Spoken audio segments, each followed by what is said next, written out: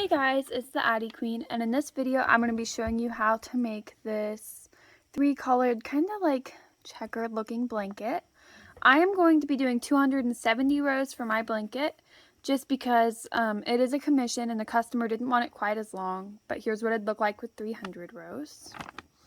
I went ahead and knitted the first 3 tubes before this video, but if you notice, tubes 4, 5, and 6 are the same as the first ones. So I will be knitting this tube right here. You're going to do 30 rows of each color. In this video I'm using Big Twist white for the white. I'm using Big Twist black for the black.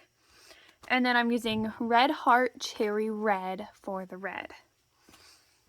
So first of all, we're going to take a different color and cast on with our waste yarn. This is just a normal cast on.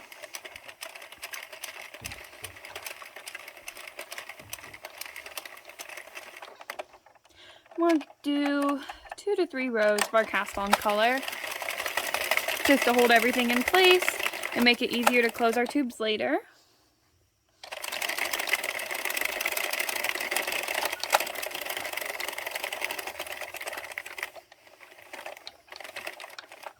Alright, now that I've done that, I'm going to cut.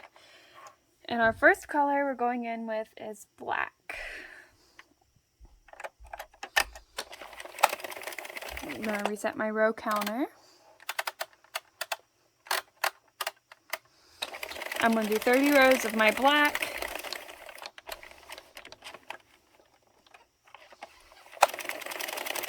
I have found that by doing 30 rows on the Addi King, you get pretty close to a square. So that's why I'm doing 30 rows on here.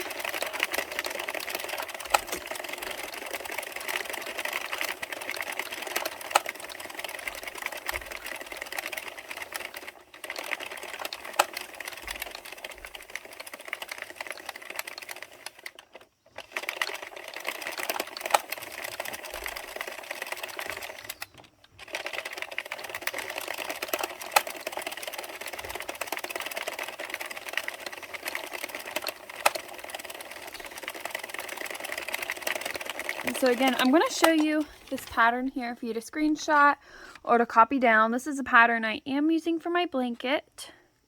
I'm going to go ahead and knit this tube and then I'll be back. And just remember, you're switching colors every 30 rows.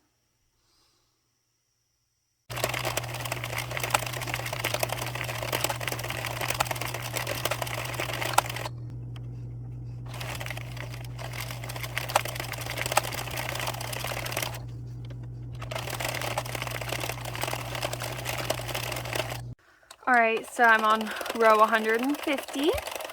I thought I would tell you guys, when you're planning for this project, if you're only going to do 270 rows like I am, I suggest getting 3 skeins of each color. These Big Twist skeins that I'm working off of, let me look. They have 347 meters or 380 yards. And like I said, I knitted 3 tubes before this.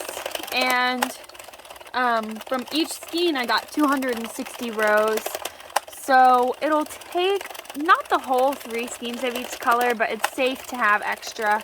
Like, I'm guessing it'll take 2 skeins and then a little bit of extra, you know what I mean?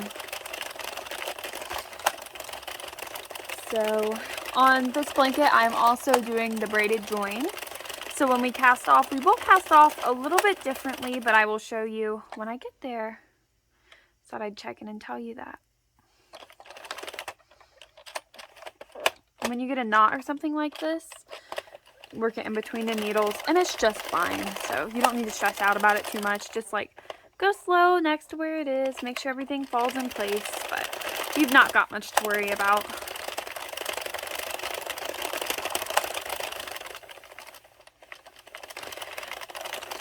I'm not really sure how much time this project would take you.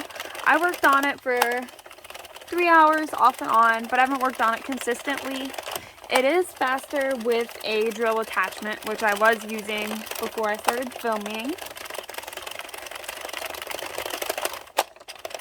Yeah, I'll be back with you in about 100 rows when it's time for me to cast off.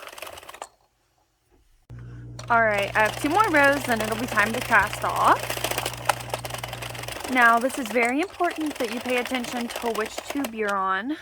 I'll show you. If you're either on tube 1 or tube 6, you're only going to exclude pegs 1 and 2.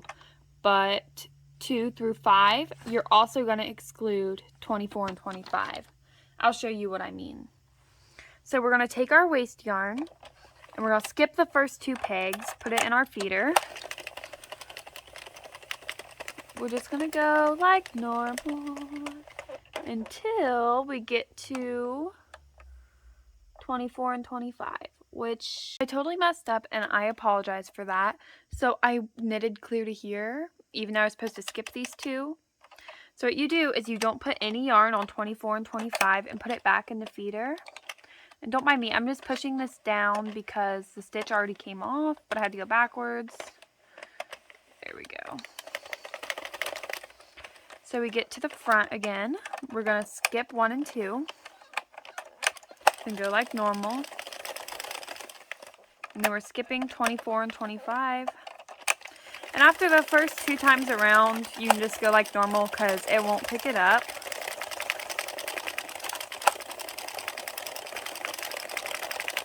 But again, if you're working on your first tube or your last tube, like the ones that are going to be on the outside of your blanket, you only want to skip pegs 1 and 2.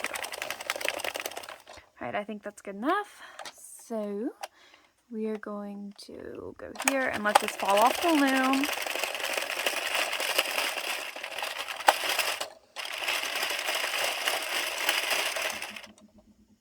And now we are ready to take this tube and pull it out of itself, because you know you fold it up so much when you're knitting.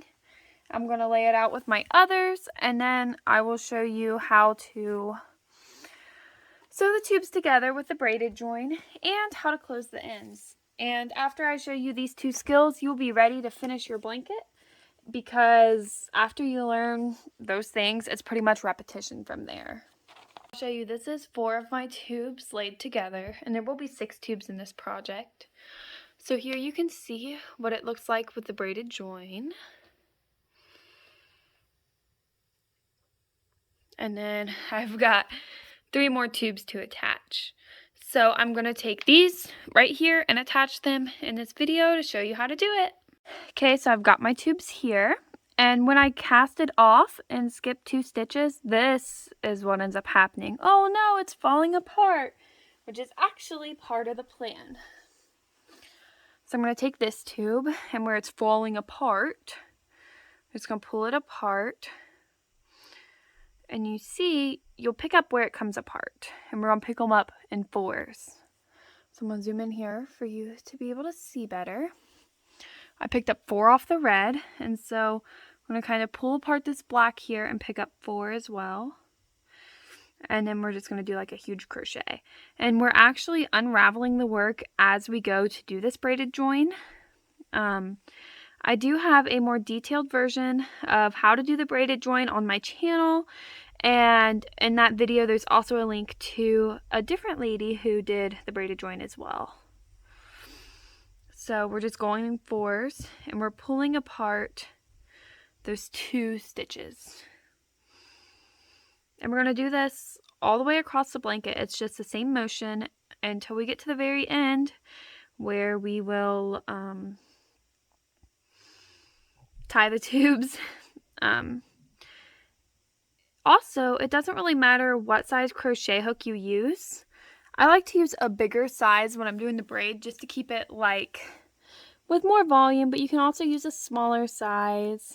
I do use a smaller size crochet hook when I'm crocheting shut the ends of the tubes, but for this it doesn't really matter. You can use, it's just your personal preference. So again, I'm just doing 1, 2, 3, 4, crochet. 1, 2, 3, 4. Now, since these are 30 stitches each, you could just tear apart 3. That way you don't have like the colors kind of overlapping. But I like the way this looks where, oh, half the stitch is black and half the stitch is white and half of it's red, and I don't know, I like seeing the colors mix, so that's really just up to you what you decide to do. So I'm just going to continue this all the way down my tube, and then I'll show you how to tie it and close the tubes.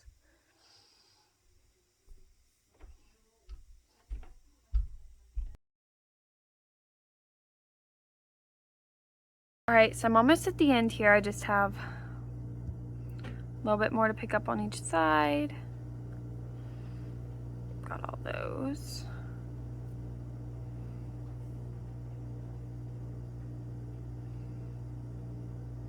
Pick up that tail there.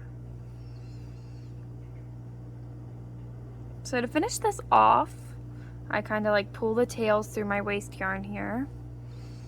I wrap it around my hook, pull through, wrap around, and then pull all the way through. This makes a nice knot. And then it is time to close up the tubes. Like I mentioned before, I do use a smaller crochet hook for this. So I'll just show you how to close off the tube with this one. Zoom in a little bit here. So what we're gonna do is, you see how right here I did attach these two tubes together. So I'm just gonna grab the two stitches attached to that braid. And this is just like closing your tube on a headband or anything else. We are just gonna crochet each of these little stitches to each other. This really shows why different color waste yarn is important, because I am having just the easiest time ever finding all my little white stitches that I need to crochet. Now with this braided join, sometimes I do a little bit of extra crochet after I close the tube, just because like it can look like a little bit of a gap sometimes, depending on how your braid is, where you tied the two tubes together at the end. So I'm just going to continue the rest of this. This is why I said you should leave longer tails, just in case you do want to do a little bit of crochet to straighten out your edges some more. We're almost done.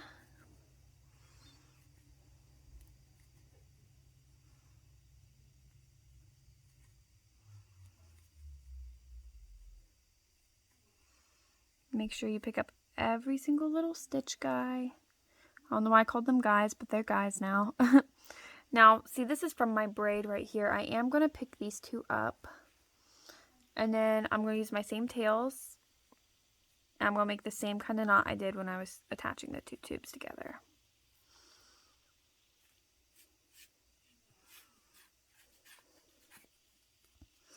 Now I'm going to find the end of my waste yarn and work it through.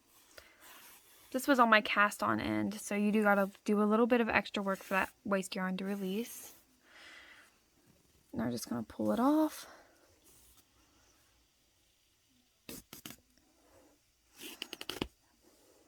Oh, my yarn broke. Pull, I think that got it all off. Yes, it did. So right here, I didn't do any crochet and I tucked in the end. And then right here, that looks pretty good as well. So now that I've shown you how to join the tubes together with a braided join, and I showed you my pattern and how to close the tubes, you know all the steps necessary to finish this blanket. Now again, I do suggest sketching it out like I did. Just having this paper to look at and reference has really helped me. So like tubes 1, 2, and 3, well, this is tube number 1, it has black at the top, and then 2 and 3, you know, I don't know, just having it on paper has really helped. Now that you know all the steps to making this blanket, I wish you luck in your crafting journey, and I would really love to see your guys' results if you do follow this tutorial. Thank you guys so much for watching. Happy crafting, everyone!